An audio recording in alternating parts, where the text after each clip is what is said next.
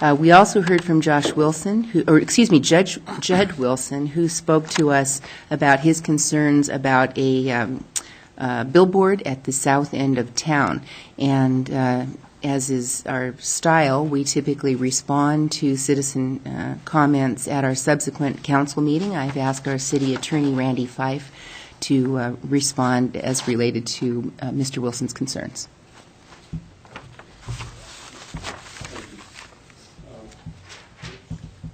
If you would just, Randy, kind of reiterate what the issues were, please. I think there were a number of issues, but the issue that I thought was related to the law was one that I wrote about to Mr. Wilson during the week, and that was what the city can or cannot do constitutionally to regulate the content of billboards. As I'm sure everyone here knows, the First Amendment's really important.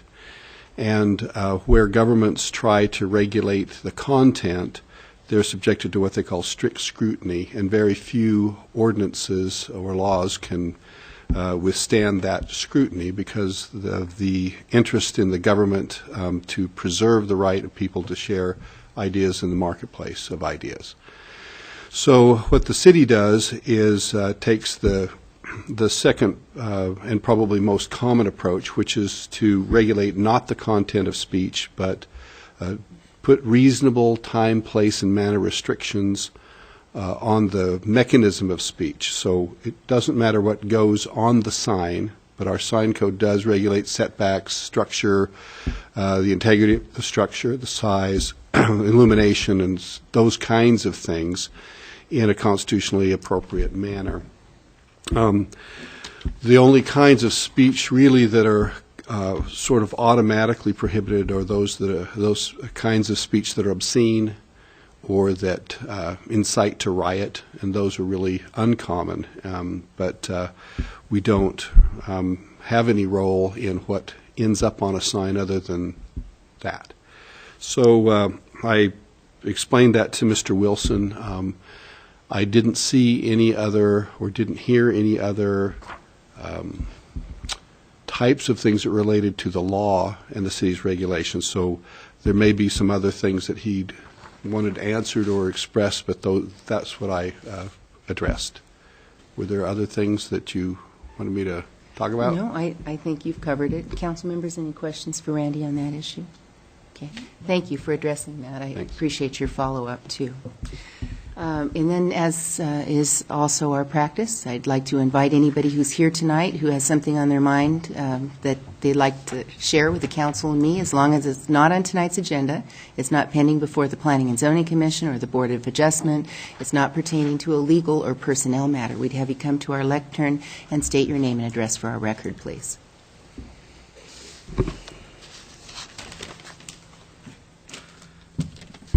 Good evening, Good evening, ladies and gentlemen. I'm still Judd Wilson, resident of 2305 South Main. 2 weeks ago, I poured out my heart retelling the story of a medical emergency my daughter endured and how God graciously saved her life. I asked you if a billboard that attacks her faith met Moscow's standards. I had hoped not. I have often heard you proclaim that Moscow is a tolerant city, an inclusive city, a city that is safe and warm. I have before me 7 adults who claim to represent me and my family. And yet for 2 weeks, after hearing me tell you how my daughter had nearly died, none of you even bothered to express your sympathy or any concern whatsoever that she had been attacked by the thoughtless and callous propaganda in this city. In fact, not only did I not hear from the mayor, the council president, or any of the council members, but when I contacted the city, when I got a response, it was from the lawyer. Now, I do thank the gentleman for being the only city official who even bothered to contact me, and his response was excellent. But when a father shares his heart with his elected representatives and he hears back from the lawyer, there's a failure. I want to support you in your public service. I know it is hard to be as a public servant. But if I had come here and told you that there was a billboard that put Islam or illegal immigration or homosexuality in a negative light, I have no doubt whatsoever that one of two things would immediately have happened.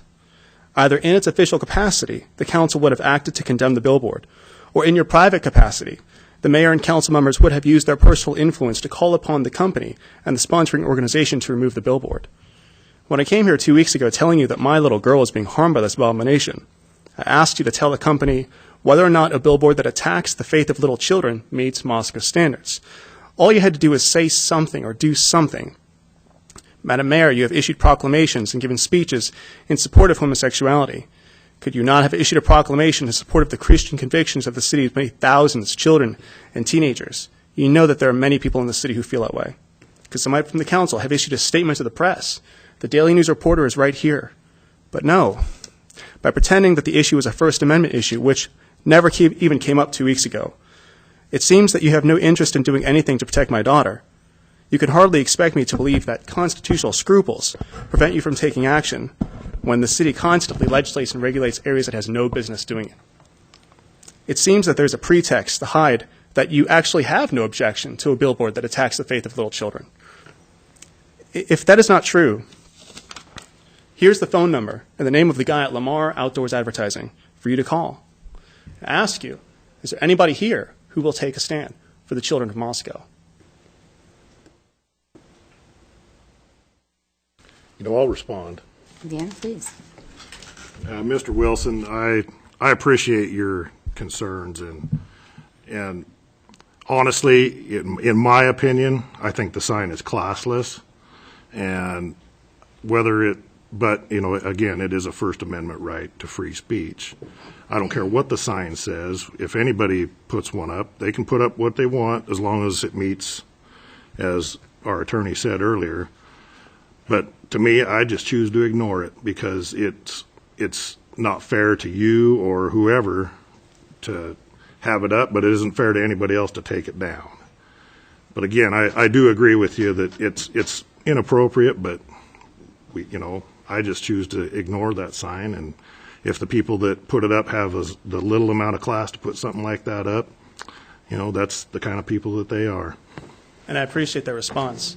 But when I spoke with the lawyer a few minutes before the meeting started, even he told me there is a wide spectrum of activity that in your private and certainly official capacity you can do.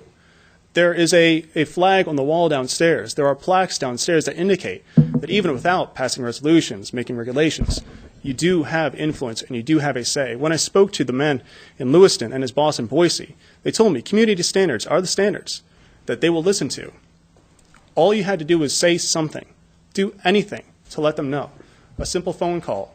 Okay. So that's why I'm asking. Okay, looks like Wayne has a comment. Wayne? Mr. Wilson, I'm going to make a very strong effort to contain my comments because I'm extremely offended by what you just said to us in the fact that you don't think we care. First of all, I don't know what you really expect us to do. You know what the First Amendment is. You know what that means. You expect us to get embroiled in every single civil right issue that exists? That's what it sounds like. Or particularly to take your case. I don't know what you expected from us. Did you expect us to each make an individual phone call saying, we're sorry that your daughter is ill? You don't know for the fact that it's very likely that I prayed for you that night. You don't know that. So I am offended in the fact that you think that we're heartless individuals that are strictly politicians that don't care. But we know what we can do and we know what we can't do.